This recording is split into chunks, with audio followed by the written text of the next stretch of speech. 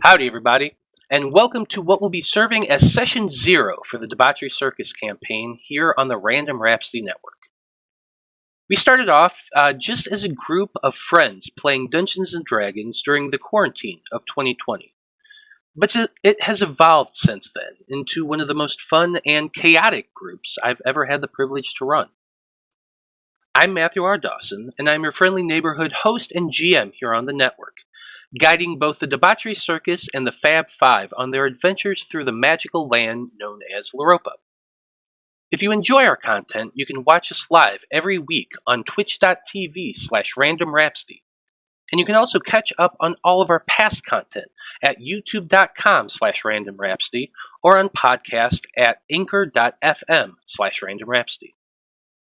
Now tonight, we shall delve into a random recap of the origins of the Debauchery Circus, and take a look back at the early adventures we all shared before we started streaming. The faces of the Debauchery Circus has changed quite a bit as time has gone on, but one of those faces, at least, has remained the same, while her name changes rather frequently. I'm talking, of course, of our resident Turtle Monk, who, at the start of the campaign, went by the name Nordle, and is played by my wife, Brandie Dawson. So, Nordle, can you give us a description of yourself and tell us a little bit about yourself? Nordle is a 25-year-old, 5'2" turtle. She's got dark green leathery skin and very bright yellow eyes. She's a very, very sturdy 450 pounds. Doesn't, she can take a hit. Pretty good. But yeah, she's just basically wandering until she gets her call to go back home and live out the end of her life cycle. So until then, she's going to explore and see what there is to see in the world. Very cool. Now, our next party member hails from Illimithika, the insular forest nation of the elves to the south, and it is played by Brie McKnight. Fantine Ambrosia, can you tell us, just give us your description and tell us a little bit about yourself? Fantine was a very tall and slender half-elven beauty. She had like a very Cleopatra hairstyle with locks and this beautiful olive skin. And she was the daughter of an elven scholar, kind of a little bit out of wedlock, a problem. But she dropped out of school and had a bit of wanderlust, so she adventured on her her gap year, as she called it. Her gap year. The next member of the party became bonded to his patron in a most unusual way. I'm talking, of course, about Finn Varra, played by Stephen Parker. So Finn, can you give us a description and tell us a little bit about yourself? So Finn's a satyr, which means he came from the Feywild, and he looks good. I mean, his personality, his charisma, and his good looks were enough to win him the heart of a succubus. She had been sent by her master to try and make a deal for Finn's soul because at the time he was an aspiring musician, but he liked the way his music career was headed just fine, and so instead he asked her for a date. And in order to not piss off her master, she decided to stick around and see if she could eventually get him to agree. And instead, they ended up falling in love. And they were all set to run away and be married when her master called her back to hell and attempted to curse Finn for his insolence. Problem is that he had only ever cursed regular old humanoid types, and Finn was a fae, so it didn't exactly work out the way that he planned, and instead bonded him with a bit of his soul to Finn, thus granting him warlock powers without actually making a pact deal with him.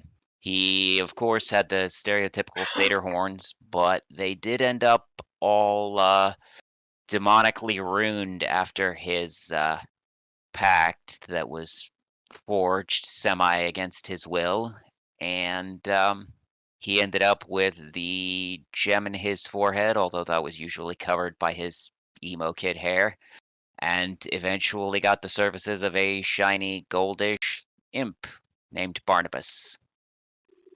Barnabas the Pimp. There's a picture of Fantine as well. I forgot to put that up beforehand. Now, the fourth member of the team is a tabaxi with a deep, deep love of mashed potatoes. He's played by my son, Matthew R. Dawson Jr. He is Tergot the Rogue. Tergot, please give us your description and tell us a little bit about yourself. Sure. So Tergot was once a part of a Druid Grove, way to, I think it was the southeast. One day, also got a bit of a wanderlust and started wandering to forts nearby, where he got kidnapped by the Thieves Guild and forced to be a thief until he eventually made his escape from there. But that kind of made him a bit socially awkward, and he was didn't quite understand how to go about life. But he usually wore a dark green hood and kept a hood up, a cloak. I mean, kept a hood up with a little metal leaf pen that he got from one of his long ago friends, and he kept a couple daggers at his side and a full quiver and bow. Yes. And yeah. And there's a picture of Nordle as well. So, last but not least, we have the final member of the party was played by our good friend John Drapp, who unfortunately had to drop out of the campaign due to work schedule issues. His character was a Luxodon cleric, and he is the tallest member of the group by far. He has the typically large elephant ears and tusk and trunk you'd find on such a being, with the gray, wrinkled skin typical of the Luxodons. His god is the sun, and his rage comes from his dark past as an enforcer in the Cerulean Syndicate. His name, of course, is Shadowfire, and he served as a bit of a moral compass for the group in those early days. Without him, we're something else now. That's the truth. Well, the story of the Debauchery Circus begins in the mountain village of Misthold during the Bellantine Festival of the Mists. The festival is a special time of year, one of celebration and merrymaking, but one that held special significance for the people who lived there.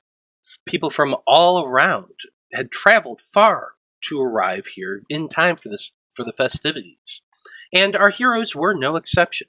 They didn't know each other when they first arrived, but fate quickly intervened by the group by grouping them together by way of a drawing to protect a halfling named Inam, who needed to perform a special protective ritual up on the mountain. But y'all really didn't know about that, did you? To be clear, the lottery seemed like it was going to be for something really cool. Yeah, we thought we were going to get a prize. Yeah. And this party is also the beginning of what we like to call mashed potato gate, where Tergot stuffs his pockets with mashed potatoes. And proceeds to offer to people randomly. Lint-covered mashed potatoes. Yeah. Pocket lint mashed potatoes. So Haven't lived until you tried it. Was it just mashed potatoes, or did he shove a couple? I think there was some other stuff. I think there was other stuff too. I think it was just the mashed potatoes that he became obsessed with. Yeah, it was like There was like some chicken or something in there, but he didn't really care about that once it was gone. He was just like, more mashed potatoes. Randomly eating it while we're marching along. Yep. Yes, and also canon about Tergot he couldn't write. Yeah, that was a self-blame decision. But Fantine was very kind and wrote his name down for him. So very sweet of you to do that. I'm just so friendly. And when the lots were drawn, the 5 names were pulled out from the box there. Who, lo and behold, was it but the 5 of you? who the mayor at first confused to be a group of performing circus people. Mm-hmm. That will be a recurring theme. It absolutely will. Now, what you did find out was that you were actually drawn to be kind of like honorary guards to take the local cleric up the mountain to perform a special ritual, which they believed protected and kept their town prosperous throughout the year. Mm-hmm. The person that you had to take with you was a halfling by the name of Inum Zamundo. Inum. Yep, poor little Inum. Well, don't say that. They're going to think she died. No, she did not die. She did not die. Spoilers. Spoilers. She died of a broken heart because she could not get access to all that junk inside that trunk. For Shadowfire. Yes, it was definitely a running joke that she was most definitely attracted to Shadowfire, and we joked that he was similar, although I think his character was married or something. Oh, yeah, to Willow. But that's a secret. That'll come up later. Yeah, that does come up later in the series, but... Spoiler! Keep listening to find out. Now, eventually your group all made your way escorting Inum up the mountain, where you had to face some wolves, and a particular dire wolf that was big and white. Yeah, big white dire wolf. I think I skinned it after the fact to turn it into a beautiful fur coat.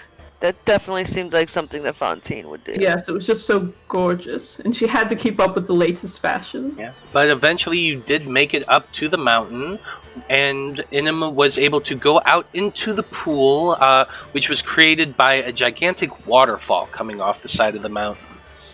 She went out into the middle of the pool, got down on this little island, and began praying while I feel like the rest of you decided to take a swim. Yeah, we had no respect for the prayer that was happening.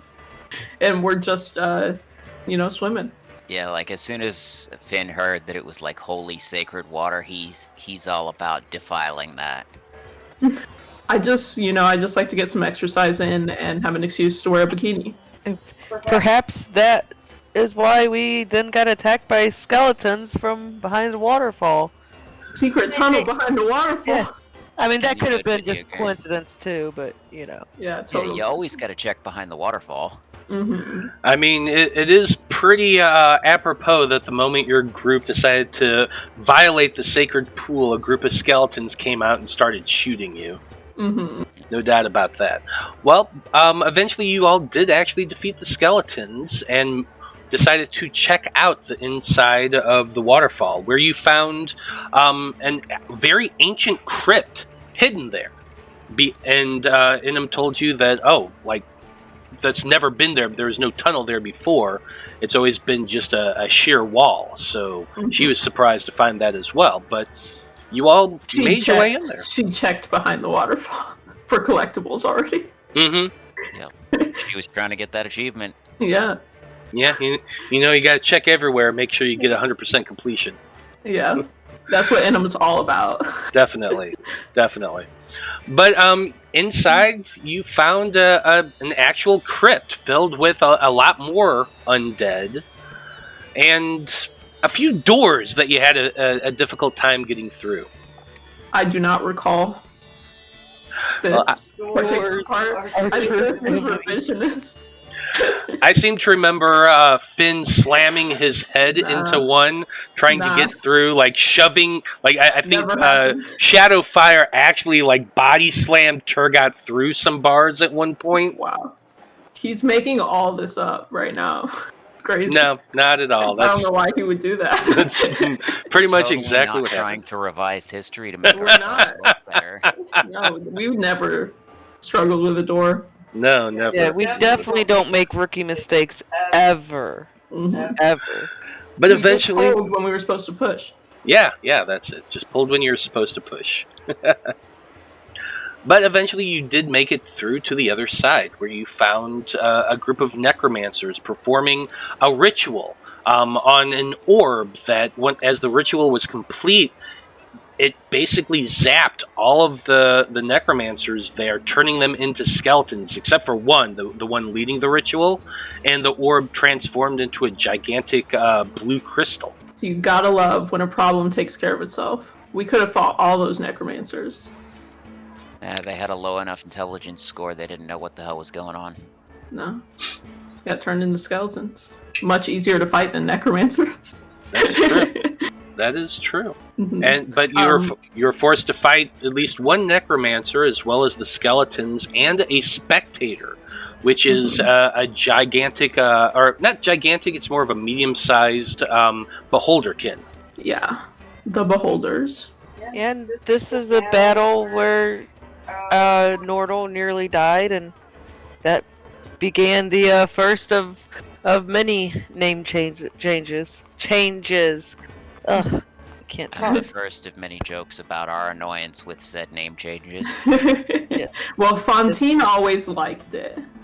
And then that's when I became May at that point. No, the jokes were mostly as players for not being able to remember what she was calling herself at any given moment.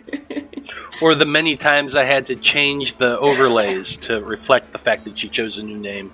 Yes. I mean, it is your fault for letting me be a turtle. Right. It's my Yeah, fault. somewhere in the turtle description, does it say they change their name all the time? Yeah, it does say they It are does? not. Yes, it 100% says Whoa. they are not tied to names. They will change it at whim. Their names Okay. are meaningless to them. Huh, I'm eating turns my out foot over Turtle here. are banned now. I wonder why. That being said, no more skeletons, no more necromancers, no more spectator, one big crystal. Touch it. Yeah, Fantine definitely was the raccoon this time around. I just saw something so shiny and so beautiful, and I had to feel it, which was a smart decision, as it turned out, because nothing bad happened. No, nothing bad happened Nothing at all. At all. Except Just, for, the crystal shattering and flying around and embedding itself into everybody, including Shadowfire, who was actually unconscious at the time, and it brought him back to one hit point. But with the necromancers defeated, you found a book that you had a bit of trouble reading, because anytime you tried, it basically knocked you unconscious or sent Made your head psychic, explode. sent psychic shock through you. Big headaches. Fantine loved that, though. Yeah, she was obsessed It was with that like- book. Just so into the forbidden knowledge, you know? Yeah, and that forbidden knowledge kind of led you on a path that eventually took you to where your group is now. But before then, with the necromancer and everything defeated, your group returned to Misthold to get in back to her little church, and you're declared, the heroes of the hour at the very least. You're presented with a medallion and some gold, and you were treated as heroes for completing the what they thought was a relatively simple task of just going up there, doing a ritual, and coming back. We're horrified to learn otherwise. Yeah. Yeah, you definitely were. And they definitely were. Because the next day, the mayor actually asked your group to travel to North Emia, which is the capital city of the kingdom of Radagast, where Misthold is. He wanted you to deliver a letter to the king, informing him about what you had all found in the mountain, and what had happened with all the undead and stuff like that. And we was And- like, nah. Now, y'all were pretty into it, because you got a horse and a wagon for your troubles, and all that fun stuff, and the promise of gold when your journey was completed. And Fantine just wanted to see the big city. Always. Always. But while you were staying the night there, Fantine and Tergot, the two of you got into a little bit of trouble. Or at least a little bit of shenanigans while you were there. Alright. We had some suspicions that were not correct. I'll let Tergot talk about it.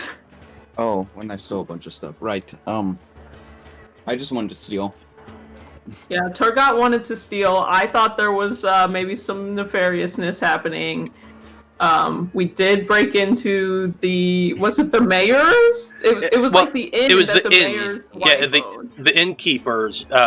The mayor's wife was the innkeeper, and you all broke into her office, where you found a lockbox hidden in her desk with 100 platinum. Yeah, 100 platinum. It was like an investment to jumpstart our group, and mind you, was paid back in full.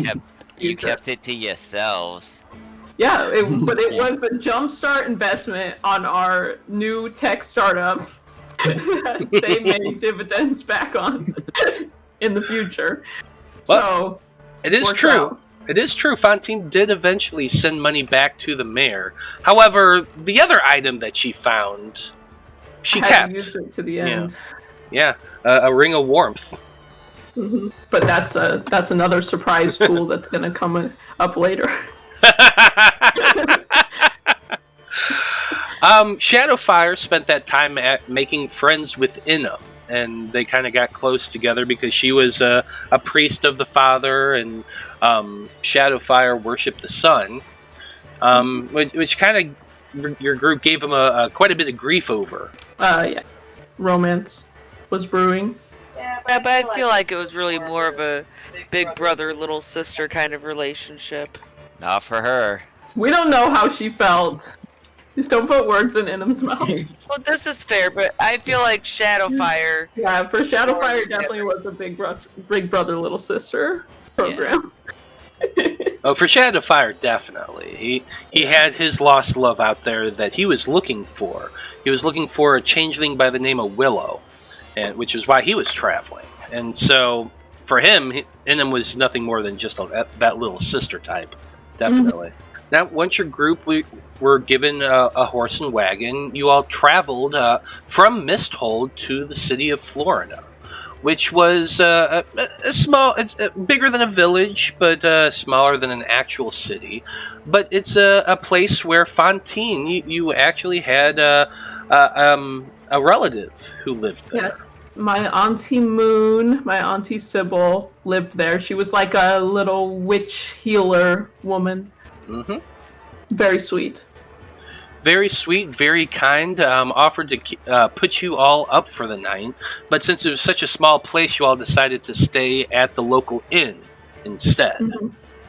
Bad move on our part. Not the best move on your part, because the next day what happened was a group of knights showed up to the inn wanting to post flyers for a bounty on an orc warband called the Red Tusk Orcs, who was said to have murdered the local baron of Coltrest Keep and all of his family. But when the knights were there, of course, they were boasting and bragging about how they would be the ones to deal with the threat. Your group kind of took a bit of offense to that. I'll never understand what goes on in Sir Portleone's head. That he comes in with the group to hang the flyer and is like, but also don't worry about this flyer because I'm gonna do it. We did not give him a 5-star review. He was very handsome and quite audacious. Yeah, and Fantine, you found him quite striking. Finn, you definitely took some issue and started talking a little shit in that direction. Yeah, I kept making jokes because his name was Portleone, so I kept calling him fat because of the whole portly thing. And even though he actually wasn't, I was just being a dick about it because he was being a dick to us. Oh, he definitely was. He was like a fisherman baiting his hook, and all my friends are guppies. Well, he was definitely master of baiting your group. He called you a circus and talked quite a bit, which was enough for Finn, May, and Tergot to try to fight him and his soldiers. Fantine! At which point, Fantine ran away. Yeah, Fantine never ran away. Fantine walked and sat on the porch. She definitely did go and sit on the porch. Yeah.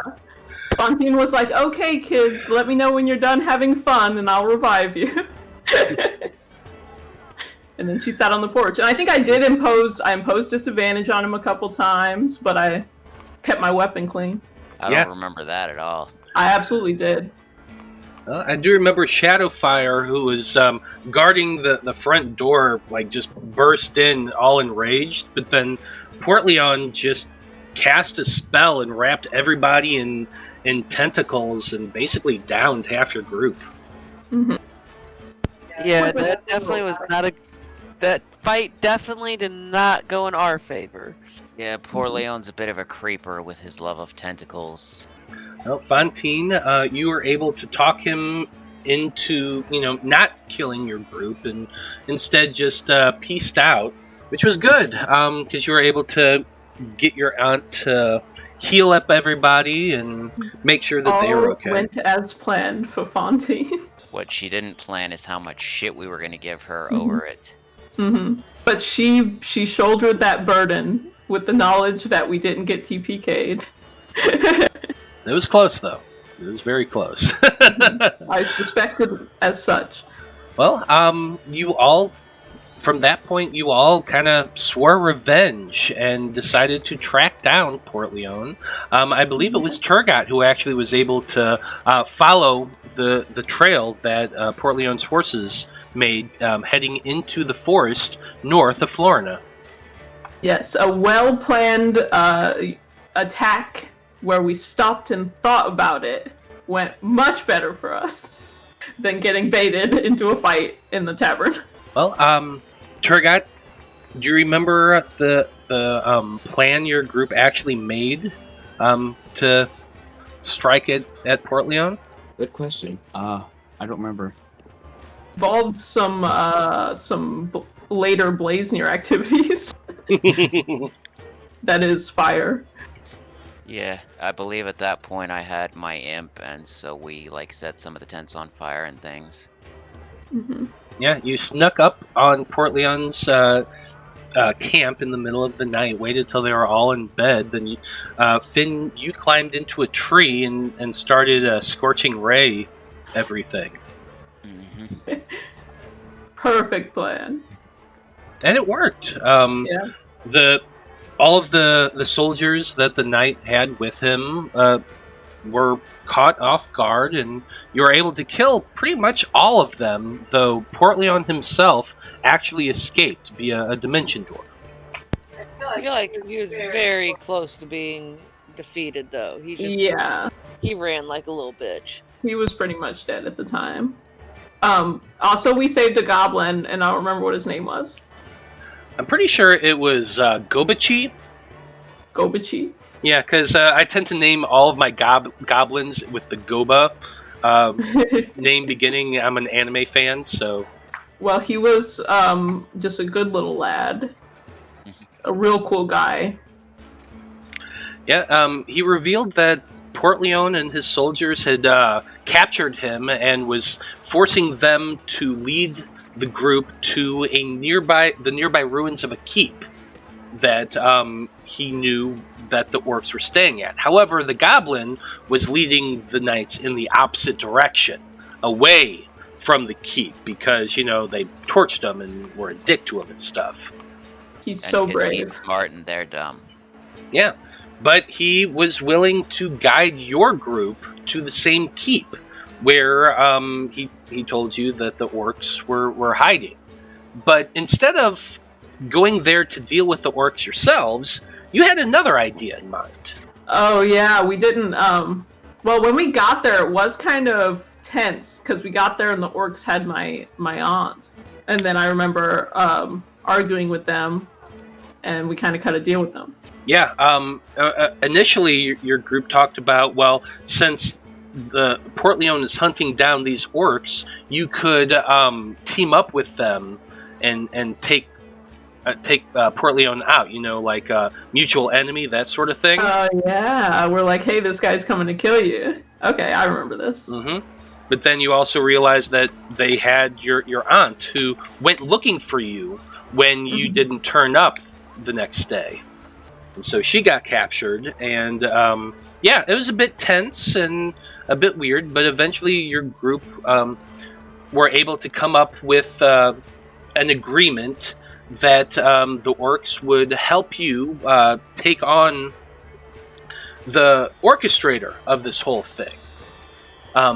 The orcs informed you that they had been paid by Lord Veritude, a local lord, to sneak him and his knights into Coltrast Keep through a back door that the orcs knew about, where they would be going to deal with the local lord. But what they weren't informed was that the knights planned on killing all of the Coltrast family. And we're planning on taking, all of them out. So the orcs decided to kidnap the youngest, Edmund, and bring him with them as kind of insurance. That way Lord Veritude didn't double-cross them. Which, of course, he did. And once they escaped, he sent his knights out searching for them. That way they could deal with Edmund themselves.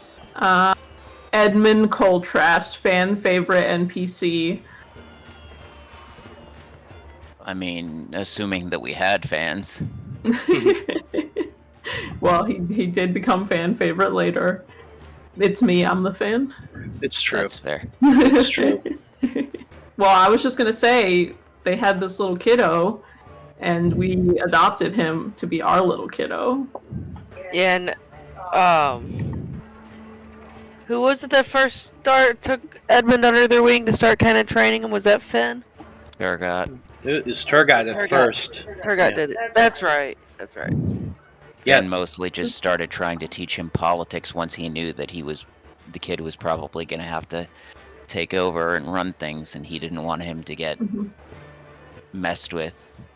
And we gained the orcs as kind of some allies to call in when we need them. So we had a little horn. Mm-hmm. Yeah, they're gonna come help us take care of Veritude. Yeah, Veritude and Port Leone and all the rest of them. Yep, that's true. You gave them your alchemy jug in exchange for this agreement, and they gave you the horn to call them whenever you were ready to fight. And they also I remember we gave them the alchemy jug and was like, "Look, it makes ale," and they were like, "Oh shit!" Yeah, it's like it doesn't make an infinite amount, but every day it will produce beer for you. And they liked this much, and they were definitely like, liked hell that. Yeah. The orcs loved that. And I remember Fantine trying to flirt really, really heavily with the orc. Cock-blocked me, bro. Yeah, the female chieftain or whatever. Yeah, the female chieftain and her That was the wife. only time that Fantine was ever denied.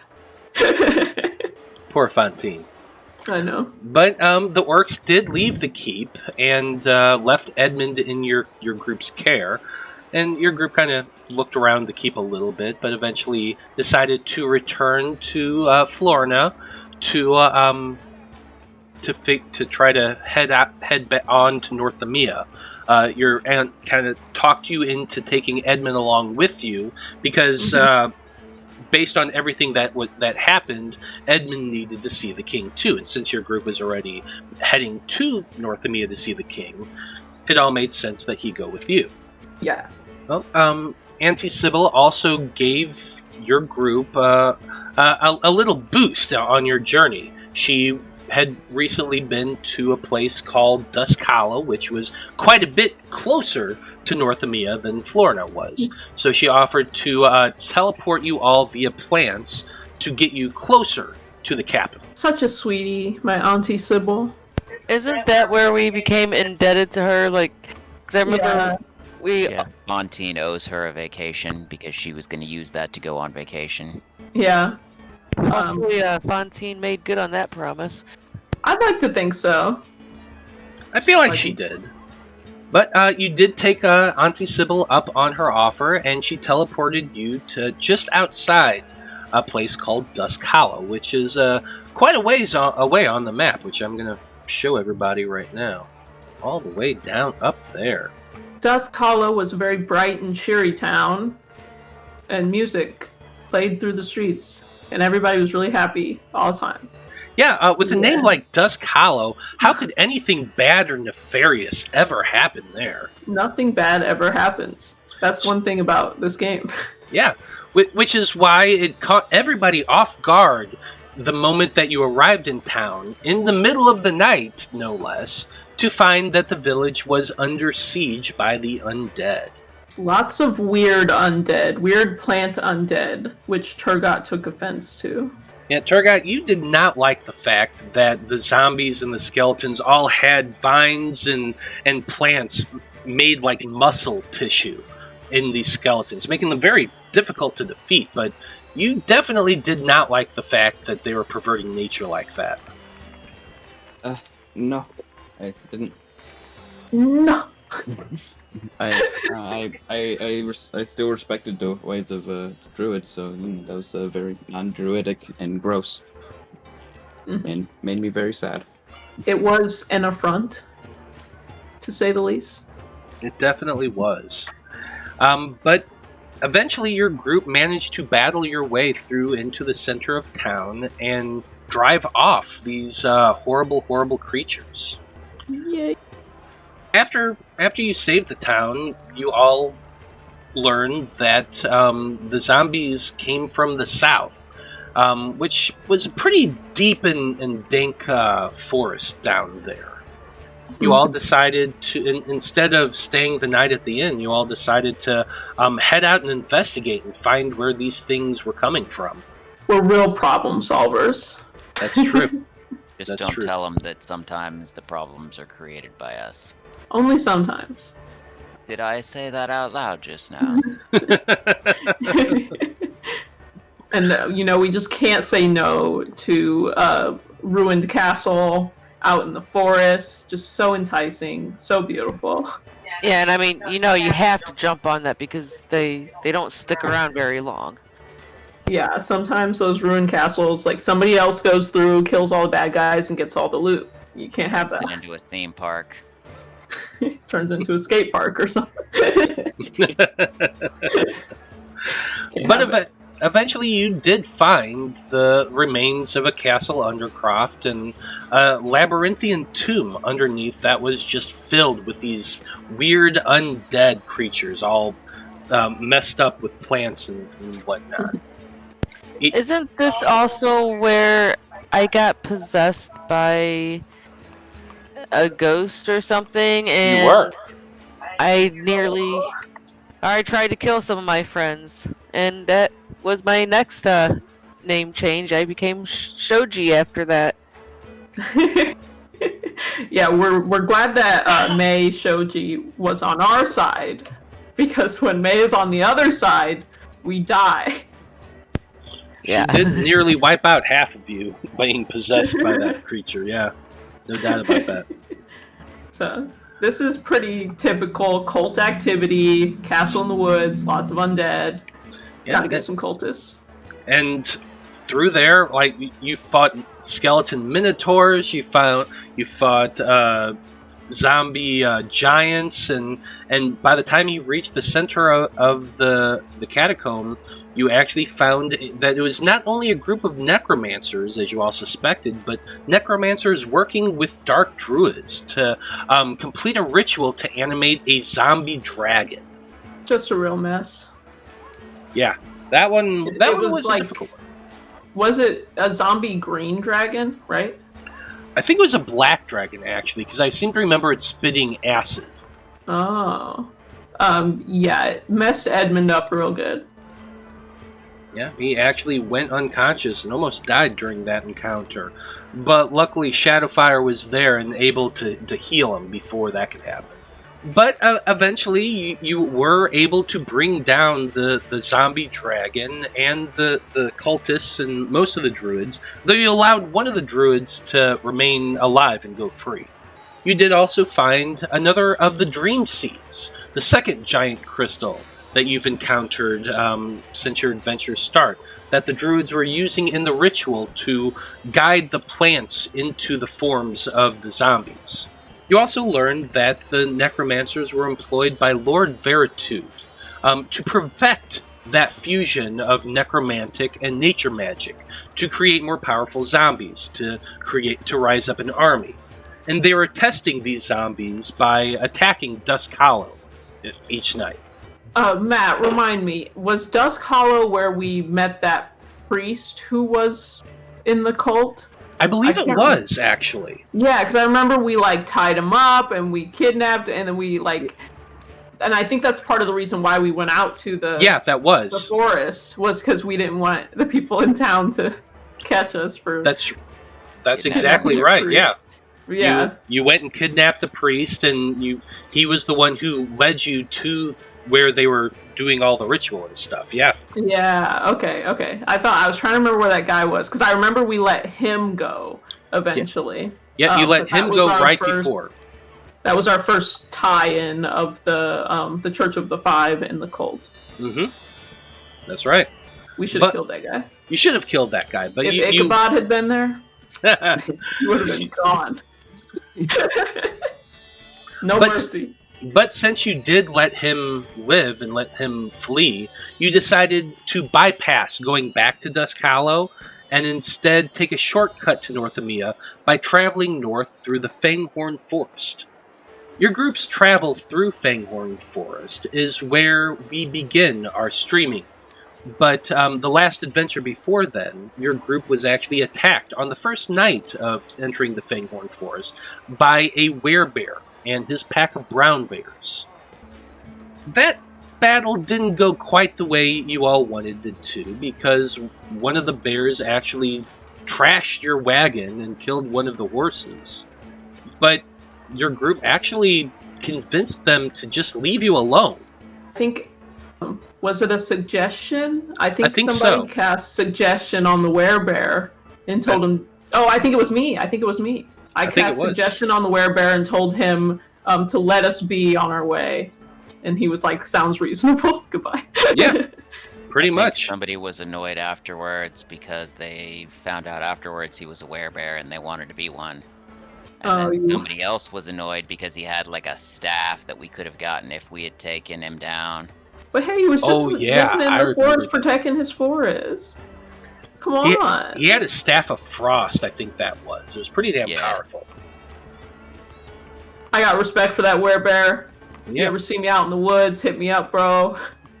Yeah, that werebear is just hanging in the Fanghorn Forest, Yeah, he was just protecting his forest from us lowly humanoids. Living his best life. But once the bears all left, your group decided to go and find a new camp and camp in a new spot. And that way he couldn't find you again. And eventually you continued. Yeah, and then eventually you all continued on and made your way through Fanghorn Forest, which is where the stream actually picks up. So, well done, everybody. You recapped our adventures quite nicely. Oh, yeah. It only gets better from there. It definitely gets better from there. The story takes a lot of twists and turns, but it's a lot of fun. And eventually we do find out more about that elusive Lord Veritude and see the conclusion of Sir Portleone and the Debauchery Circus's feud with him. So it's a lot of fun. And the evolution of Edmund.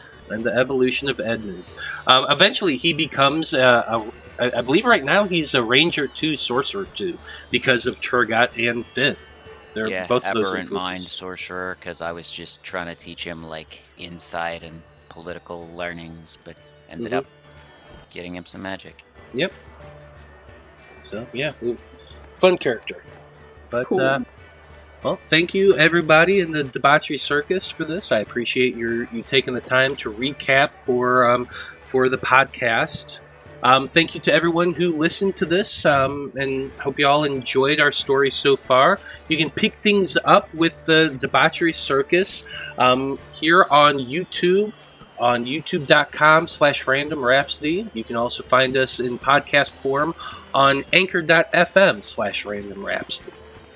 So on behalf of everyone here in the Debauchery Circus, I just want to say once again, thank you for watching. Have a great evening, and we'll see you next time. Good night.